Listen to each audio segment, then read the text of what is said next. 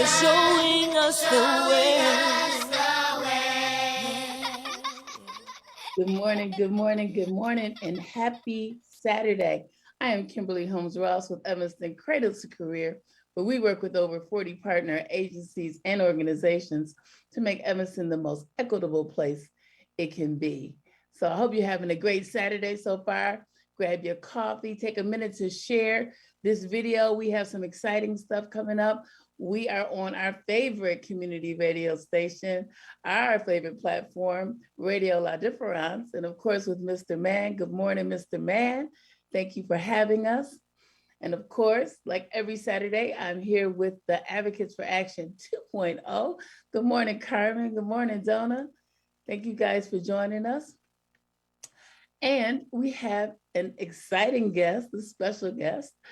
This morning, we have Tracy Fulce with Oakton Community College, and we are excited to hear how Oakton, who is one of those partner agencies I talk about every Saturday morning of those 40, Oakton is one of those 40 partner agencies, but we're here to talk about how they are being so intentional in their quest for equity in education, what's old, what's new, what's coming up. So we're gonna get into it.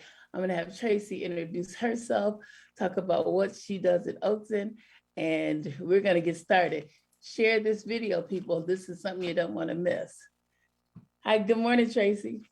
Good morning, and thank you for having me. I'm really excited to be in my own community space.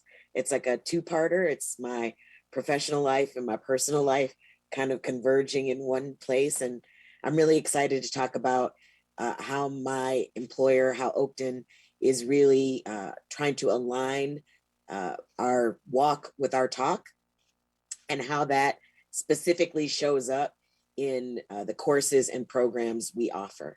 So I'm really excited to talk about that. So should I just begin?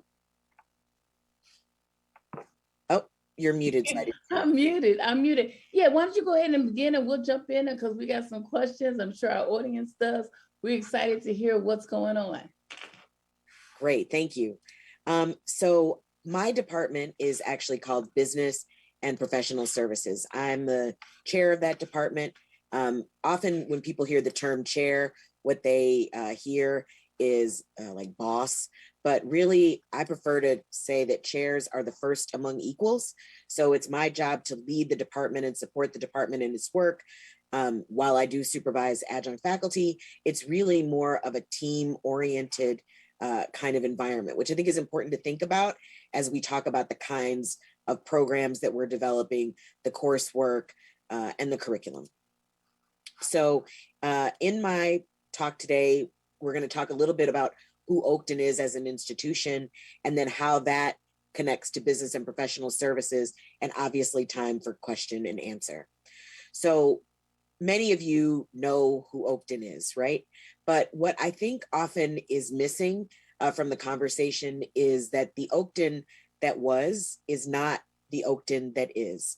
The Oakton that was certainly had a seed of anti-racism, a seed of equity, of inclusion, but the Oakton that is today is significantly more focused and actually making conscientious decisions to support our equity work. In fact, at our last board meeting, they approved an anti-racism statement. Now, lots of organizations say that they care about diversity, or that they care about equity, or that they care about inclusion. But the way that you can actually see if an organization really is aligned is how their policies and procedures are aligned with that work. And so the fact that Oakton's mission, vision, and values, and that we also have a statement around anti-racism, says that everything that we're doing is floated through that lens. So decisions about programming floated through that lens. Decisions about coursework floated through that lens. And you'll see as I talk about some of the programs specifically in my department, how that has impacted itself. Another thing that a lot of people may not know about Oakton is what our student population looks like. So we have about 8,500 students, 17% who are Asian identified. Oakton is actually federally noted as an Asian serving minority institution. It's about 14% Hispanic or Latinx, 5% Black, and 55% white. I think there's also this misconception that Oakton is just for that person who just graduated from high school last year, but you'll see that our average age is actually 27. And so I like to think of Oakton as a place where you get education for a lifetime. So even if you graduated like I did when dinosaurs roamed the earth, you can always come back and level up. You can learn new skills, new programs, and we're always responsive to what is necessary in our community. I think the other part that I want to point out about this information specifically is that Black or African American 5%. Evanston actually makes up most of Oakton's district in terms of population, but nearly none. I mean, that number of like Evanston people is lower than 5%. So I think we have a real opportunity to ensure that Oakton reaches more deeply into the Evanston community and really leverages our partnership. I think often, people don't know that this is what Oakton really looks like. People don't know that there are Black faculty like me. People don't know that there is a Black student success coordinator. People don't know about like the Emory Williams Academy, which I'll talk about in a little bit. But our students don't look like what I think people assume our students look like. And there's more opportunity to grow, particularly when you think about the college making real, authentic strides to be an anti-racist institution. Tracy, that's really interesting. And I will be glad to hear about how Oakton is thinking about getting that number, that 5% number up, and how, they're consciously thinking about how can we get Black students there, and not only get them there, keep them there. Yes. I think we hear a lot of kids, on their backup plan, and I'm hoping Oakton is going to stop being a backup plan too. But we hear a lot of kids saying, oh, I'm going to go to Oakton, but we don't hear a lot of kids who graduated or completed certificates or completed programming at Oakton, and that is a problem. Yes. So I'm happy to hear that faculty is thinking about that. I'm so glad that you said that, because I think historically Oakton has sort of approached our student or our community like that movie Field of Dreams. If you build it, they will come, rather than like intentionally designing programs and communicating about programs. Even the notion of pathways is essentially new to us as an organization. In the last few years, we have really intentionally created paths for students, so it's more explicit and more clear about where you start and where you end up. Even our department, our pathways actually are new, like in the last year. So in fall 23, it's hard to I cannot believe we're in fall 23, but in fall 23, you'll see very explicitly how you get from nowhere to a degree or certificate, and how those degrees and certificates connect to employment or how they connect to transfer. We are being much more explicit about that, because we recognize that just this other thing is that people would go to Oakton, take a couple of classes, and not really know what to do next, not have that relationship. But we have a career and transfer center that helps students identify. There's career coaching there. There's resume building there. Like, we partner with institutions like Evanston Public Library to help students get from where they are to where they want to be, whatever that looks like. And frankly, for some people, that is just a single course. Sometimes people are just taking a class because they want to level up the skills. But for those who want a degree or certificate, we are being much more intentional about helping them connect those dots. So I'm excited about where we're headed, especially when you think about also leveraging anti-racism, because like many institutions, Oakton is imperfect, right? And so there may have been experiences that are not aligned with Oakton's mission. And so now that we are consciously talking about that intentionally, like, what do the classrooms look like? What do they feel like? Who is in front of and behind the lectern? What are in my department, we are looking at our textbooks. Are our textbooks anti-racist? Are our textbooks reflective of the communities that we are teaching? Like, it's not just saying, we're anti-racist. It actually requires all of these incremental decisions on a daily basis to ensure that our environment is a safe one where everybody has access to education for a lifetime, right? And Tracy, most importantly, how do you get our community to want to go? What makes it, what makes it attractive? What makes me say, you know what, I'm gonna go to Oakton and level up or get my certificate or my degree? What Yeah, is it?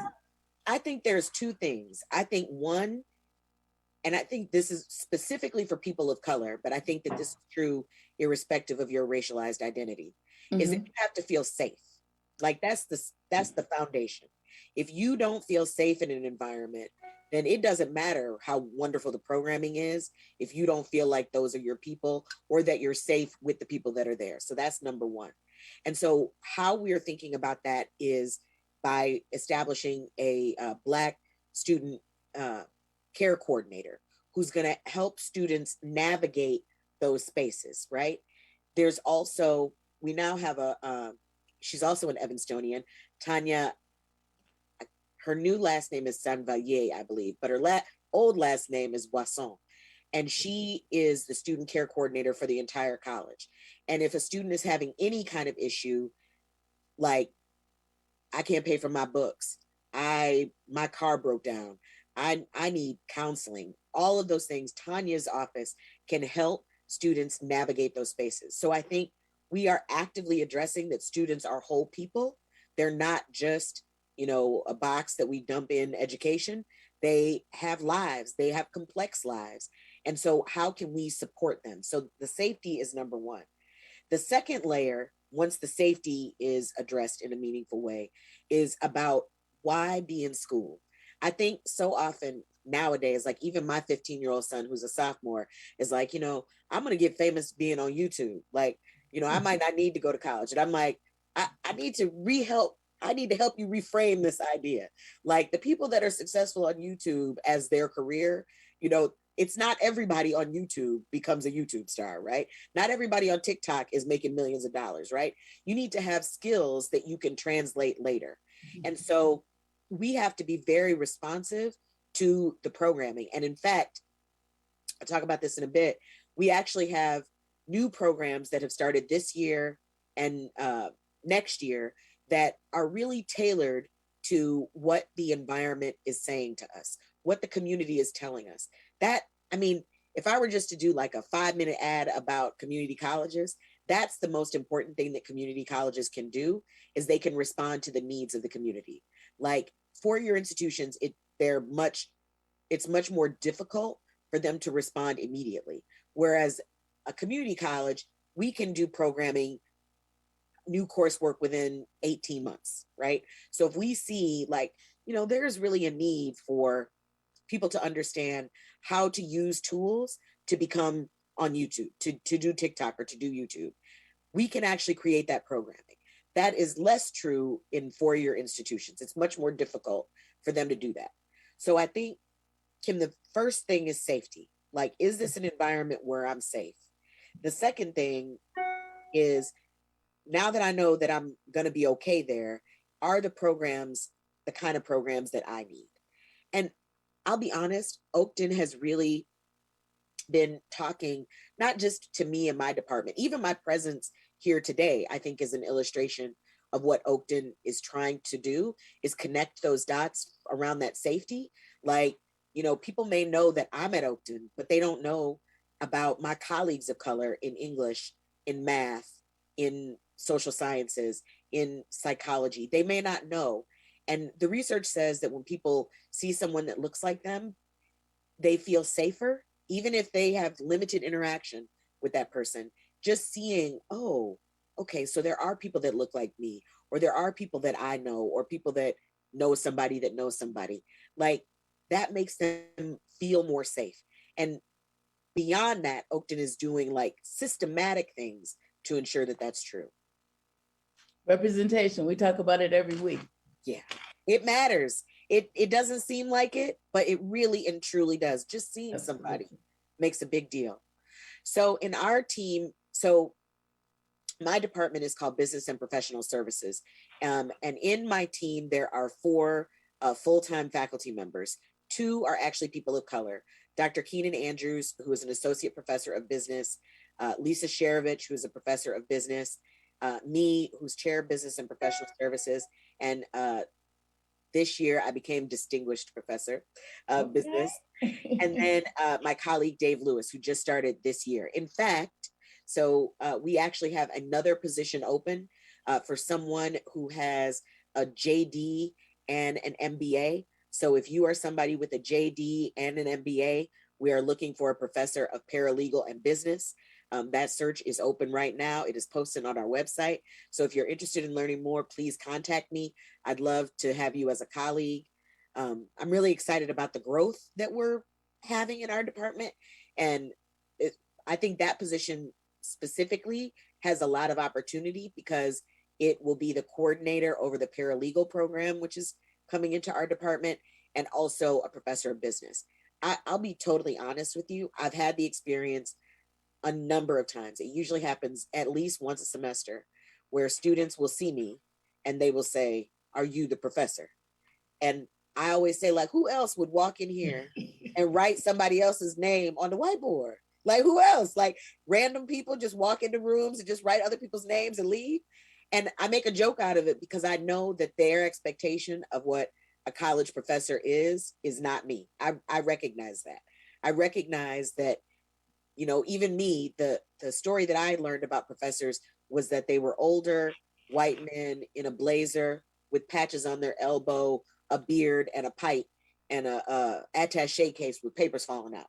Like, that's what I thought a professor looked like.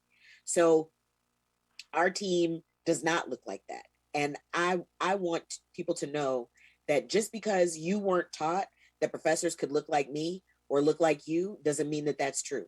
And the space is open. I want colleagues who are reflective of the environment that we live in, the community that we live in, the community that is us and we are.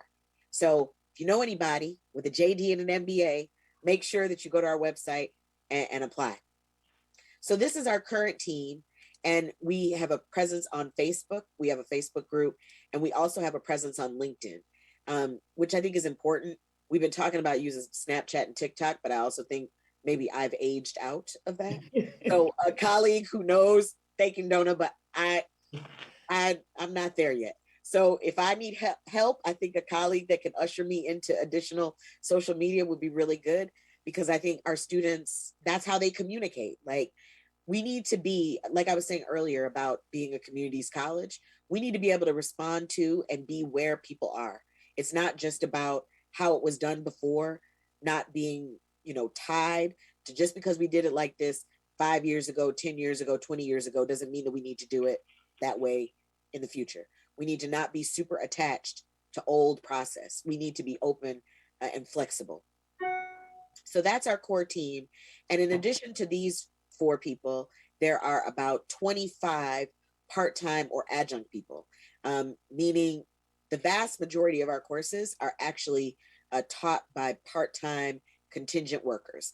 And so what that means is that if you are a professional who is working in marketing or in business or in accounting or in management, and you've always had a desire to teach, like, it is possible for you to teach part-time. It is not just, you know, full-time teaching or nothing. And I will say that I really love adjunct faculty because they're working professionals. And so students love to hear those, what people call war stories, but I think we need a new term for it, but stories from the field. Like, this is what happened to me at work today. So we have an HR program, for example. Wouldn't you like to learn about HR from the experience of somebody who is actively working in HR rather than somebody who, you know, just read about HR? That's the other thing that's great about community colleges, is that you get that scholar practitioner together. It's not just somebody who is scholarly, but it is also somebody who has direct experience in the subject that they're talking about. So our current department and programs looks like this. It is 4 parts. There is business, there's global business, management and supervision, and marketing management. And so within each of those blocks are smaller programs. So in business, for example, there's the applied business certificate, and then there's also the business associate's degree. In global business, like, I am over the moon. I keep saying excited, but it's really true. In global business, we have a new program called Import Export Specialist, which can be completed. Oh, Donna got excited about that. It can be completed. Hear me now. It can be completed in a single academic year, and the starting salary is 55. So with a high school diploma and 1 year of post high school education, post secondary, you can get a job paying $55,000 a year. When I checked last week, there were about 300 open jobs because people just don't know that these jobs exist. And certainly somebody like Indona who speaks another language, certainly somebody who is detail oriented would be very successful in import export. And it's shocking to me, how people don't know what is available. And I feel like that's something that I need to personally fix. Like, I need to be communicating more directly so that people know, wait a minute, I've always been interested in imports or exports. Like, that's something that sounds interesting. Or conversely, I've never heard of an import export specialist. What does that person do? And how can I get into that job? Right? Like, that's my responsibility to communicate about these roles and how this education is a foundation for you to be supportive of your family and in your future. So in global business, there's import export specialist, and then there's a generalized global business, which is for somebody who may not be sure exactly what they want to do, but they want to learn about how globalism impacts the world of business. In marketing management, there's a marketing certificate and a marketing management certificate. Both of those, I would say, are more like the leveling up. Like, if you want to learn the foundations of how marketing works, although everybody and their mama thinks they know what marketing is, but it is a discipline for a reason. If you actually want to sell more of your t-shirts, or you actually want to sell more of your plates on Sunday, like, you need to learn the discipline of marketing so that you can be more successful. And then lastly, there's management supervision. And in management supervision, there are 4 actually. There's the associate degree, there's leadership excellence, organizational management, and HR. By the way, the links to all of those programs are in my slide presentation. So if you want to, I'm happy to forward it to anybody who wants to use it. And Kim, I think I forwarded it to you already, so you have it with some minor changes. We'll make sure we put it in the comments. I want to make sure that Nadona and Carmen have a chance to ask questions before we move on. Our half hour moves really quick, but I want to stop right here before we move on to see if you guys have any questions so far or comments. I do. Of course, I always do. Number one, thank you so much for coming this morning.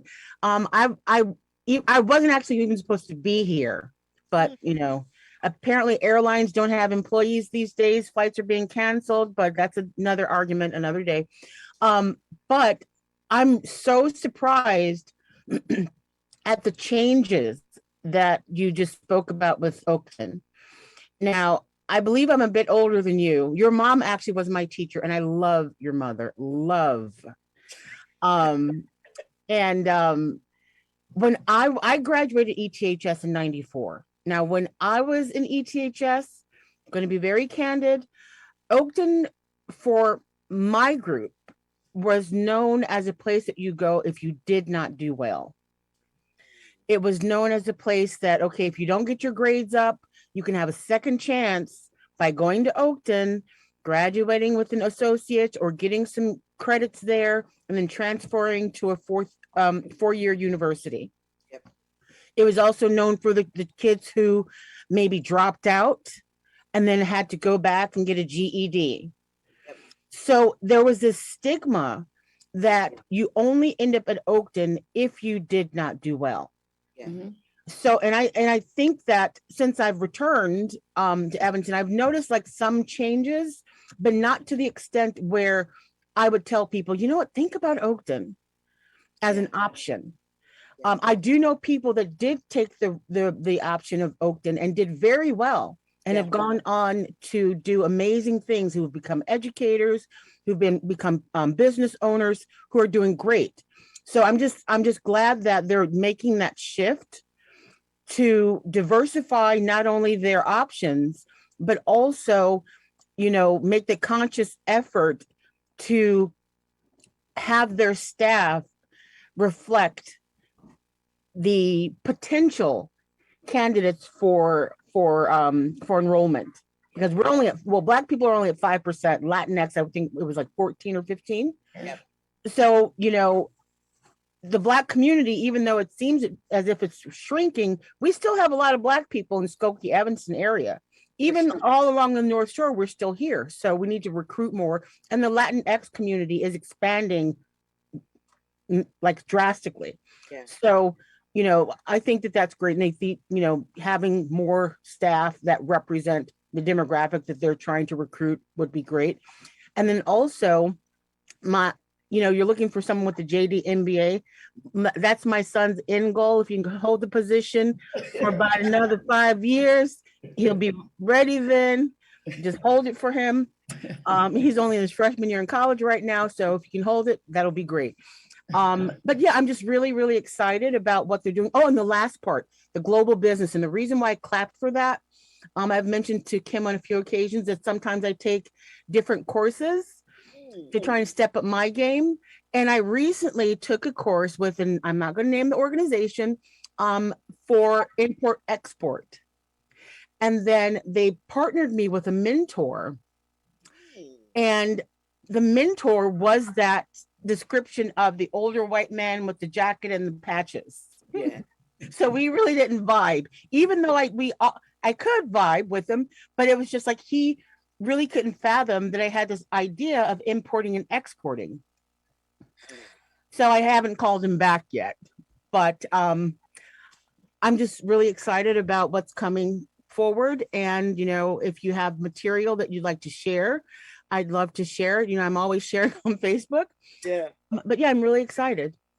I'm so happy to hear that. And I'll try to speak quickly, but cut me off if I go too long about it. But I'm glad that you brought up the stigma around community college. In fact, Oakton has officially changed its name, removing community from our name. So over the next year, we will go from Oakton Community College to Oakton College, in part because there is a stigma associated with community college. And Donna, I'm so glad that you said that you're older than me. I'm older than you, but I appreciate that you framed it in that way. I graduated in 91. And when I was a senior in high school, Oakton was also, people called it Joketon. People said, you're only there because you don't have any other options. And my parents begged me. They were like, be smart. Go to Oakton for 2 years and then transfer wherever you want to go. I did not do that. And I will say that there are very few things in my life that I regret, but I actually regret that decision, because what I had to pay for the first 2 years at Michigan State, I wouldn't have student loan debt today if I had listened to Kitty and Clarence, but I didn't. Like a typical 17-year-old, I thought I knew everything. And I regret that decision because student loans have an impact on my life today. And so I keep saying to my son, 17-year-old Tracy made a decision to go to college that impacts, honestly, 48-year-old Tracy right now, right? And if I had it to do over, I would have made a better financial choice, which would have been Oakton. And the other thing that people don't realize is that as a professor, I've taught at 4-year and I've taught at 2-year. It's not like when I'm at Oakton, I'm like, well, let me not teach as well. Let me do my worst here. I'm the same person in both of those environments. So wouldn't you want an instructor who can work at a 4-year or work at a 2-year, but chooses to be at Oakton? That is a very different choice with smaller class sizes. Somebody just asked me yesterday what our average class size was. And I think in our department, it's 15. So in a classroom with 15, as opposed to when I was teaching at a 4-year, where my class size was 42. Like, you're getting a very different college experience. So, and when you graduate, your transcript will not say Oakton Community College if you transfer to a 4-year. It'll say where you were awarded your bachelor's degree. So it just makes financial sense. And there are so many scholarships at Oakton that go unused. So finances should not be a barrier to you getting where you want to go. And then Donna, I expect to see you in some import-export classes. I'm gonna be watching. And you know, when we know better, we do better. And we are going to educate our community on being debt-free and or less debt. You know, I've experienced that for myself with my own children, who my first two went to 4-year right away. And then my youngest he didn't go to OCC, but he went to JCC, and came out of school with practically no debt and 60 credits to transfer to his, 4 years. So it's really a great option, but our kids just don't know it. So we need to be in spaces and in places where we can, let them know, hey, here's an option, here's what's going on. And not just a one-time shot at a college fair. Yeah. Just, where we can continue to talk about programming. Our half an hour has went so fast. Hey, We Cam. haven't even got to talk about programming Hey, that's Cam. coming up. Cam, Yes. you can extend it if you want to. If you have the time, you want to extend it, go ahead, please. We would like to extend it for a few because we do want to hear about some things you have coming up, some incentives, some things that are going on. Carmen, I want you to get to talk about for a minute or two just your relationship with Oakton and what the library is doing with Oakton, because this is good stuff. We are educating the community. Thank you so much, Mr. Mann. Yes, I'll just jump in really quickly. I'm always excited to be in spaces with people from Oakton these days because there is so much new stuff happening. So we've partnered on a couple of different things. So we have partnered on a GED program that people can get and then transfer into one of those import-export, I think was what we were working on for that. And then we're also this summer hoping to do a STEM camp for 2 weeks with, I believe the age group will be about 8 to 13. And so we're looking to do that this summer with staff from Oakton and teachers from Oakton to come in and work with kids. So there'll be more information coming up about that, but very excited about what Oakton is doing these days. Thank you for sharing. Fantastic. Well, Mr. Mann gave us a few more minutes on the floor, Ms. Tracy. Okay, I'll talk really fast. Okay. So I just want to point out 2 things that I'm really excited about. One is our cannabis transportation, logistics, and supply chain management certificate. So as you know, see, this is what I mean. It's like I want people to know that this exists. So in a single academic year, a person can be certified to transport cannabis. It also gives them a national certification in security, and it also gives them a foundation for supply chain management. So in one single academic year, somebody can have the cannabis transportation, logistics, and supply chain. If they are super motivated, they can finish it in a single semester. Like if they have more time, because the program is under 18 hours. So if you're a really motivated student, you can finish that program in a single semester. And the other is that come fall 22, right, because we're in 22 right now, we are going to have the Emory Williams Academy for Black Men, which everybody knows who Emory is, but Emory was not only career and technical education at the high school, but he also was the president of the Board of Trustees. And I happened to come to Oakton at the very time that he was president of the Board of Trustees. I am the first Black chair of business and professional services. When I was hired, there were 3, I believe, full-time Black faculty members. There are now 11 out of 146. So it's not a lot, small but mighty, but it was 4 out of 146, and now we're at 11, right? And Emory really was the seed that grew into our anti-racism actions now. And so this academy is going to be a cohorted program for Black men starting in the fall, where they will take classes together. The classes are going to be designed specifically to address our unique cultural and identity. So for example, one of the courses that they'll take is Business 101, but it'll be a special section, Business 101 for the academy. And so the instructor is identifying resources that are appropriate, assignments that are appropriate. It doesn't compromise the learning objectives of the course, but it tailors it to what those students are going to need. Their finances will not be a barrier. So there's a link in the, and we'll copy it so everybody can see it. But I encourage you, if you are a Black man, identified as a Black man, that you will apply to the academy. I've been told that there's no limit on the number of seats. So as many people that can apply should. And it doesn't mean that you have to be just graduating in this semester. You could have taken time off and know that you want to come back to school.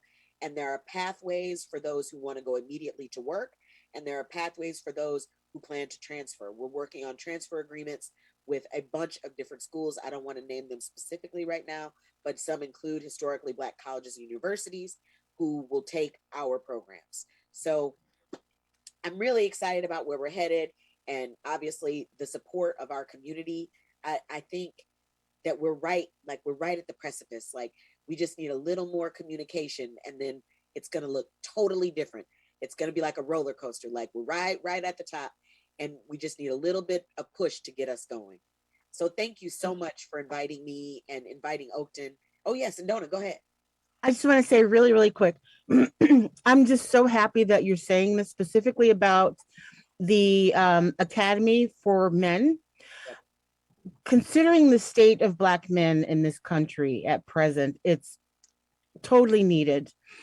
Have you guys also thought about connecting to younger students, possibly mentoring? Because specifically Black boys are falling behind at a drastic rate. And I think a lot of it has to do with many of them aren't able to connect to people who are either doing professional studies or doing positive things in the community. Not saying that they don't exist, but I think that there needs to be more effort to connect to them, so then we don't see them on the nightly news. So Donna, I'm gonna stop you because Carmen is actually gonna host someone from the academy, from the okay. Why didn't you tell me? Women's Academy. Okay. I believe it's gonna be our first Saturday in April. We haven't got the dates down yet, so I mean, we just got a taste of it. So thank you, Tracy, for that. But we're gonna actually have, I can't call his name. Carmen maybe can tell me his name. Mario Bora. Yes, he's the chair of the academy. Yes. Okay, so we get the chairs, we get all the tops from Oakton, but I think we'll get to ask him questions like that. For our listening audience who's tuning in, Miss Wetlow's here. I saw Miss Charlene is here. Miss Willie Shaw from the NAACP, who got the Unsung Heroine Award on Thursday. She's here listening with us. Congratulations, Miss Shaw. We are so proud of you. So please get the word out. Get the word out for this upcoming show about the Black Men's Academy. Get the word out about Oakton. Tracy, we're going to continue to connect with you to see how the advocates can help lift up this programming and support Oakton and support our community and continue to provide equity in education. So thank you, Tracy, for being here. Thank you, Mr. Mann, for giving us a few extra moments on our favorite radio station. And thank you, Facebook audience, as always, for tuning in. Have a happy and safe Saturday. Thank you so much.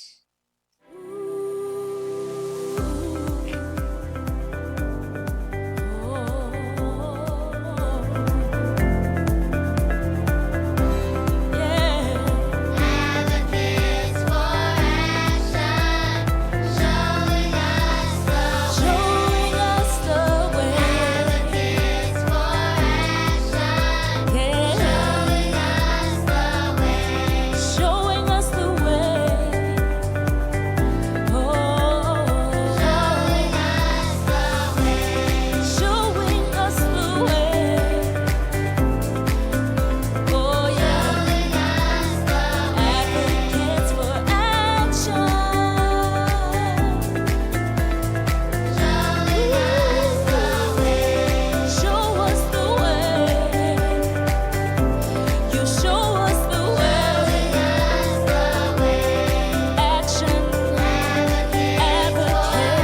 listening to Evanston Cradle to Career Advocates for Action on Radio La Difference.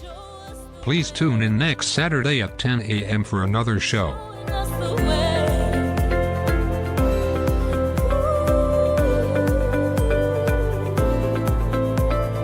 Oh, yeah.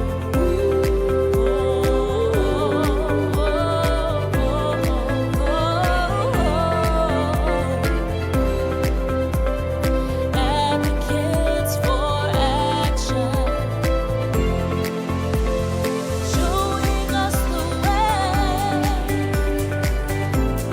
showing us the way, advocates for action, advocates for action, showing us the way,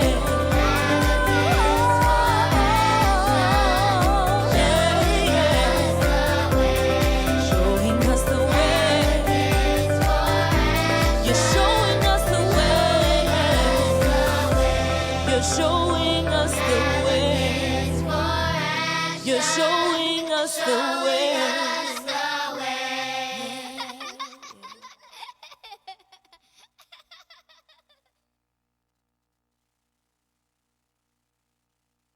You're listening to Radio La Difference Chicago.